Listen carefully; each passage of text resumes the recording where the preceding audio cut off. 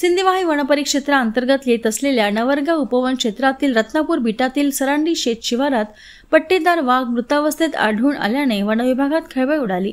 वनविभाग घटनास्थळी दाखल झाले। ही घटना 1 वाजताच्या सुमारास उघडकीस आली। सदर मृत वाघ हा 14 ते 15 वर्षाचा असल्याचा अंदाज व्यक्त करण्यात येत असून वृद्धापकाळाने त्याचा मृत्यू झाला असल्याचा अंदाज वर्तविण्यात येत आहे। घटनेची माहिती वनविभागाला प्राप्त होताच सिंदेवाही वनपरिक्षेत्राधिकारी अंजली बोरावार, नवरगाव उपवन क्षेत्राचे क्षेत्र सहाय्यक SB उसेंडी, क्षेत्र सहाय्यक गडपायले, रत्नापूर बिटाचे वनरक्षक ओमप्रकाश सहांदे पारकर व वन विभागाची टीम घटनास्थळी दाखल झाली। मृतक वाघाला शवविच्छेदनासाठी चंद्रपूर TTC सेंटर येथे हलविण्यात आले आहे।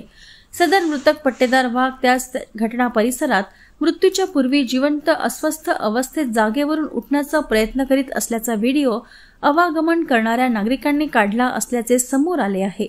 वाघाचा मृत्यू कशामुळे झाला हे शवविच्छेदनाच्या अहवालानंतर वाघाच्या मृत्यूचे नेमके कारण कळू शकणार आहे।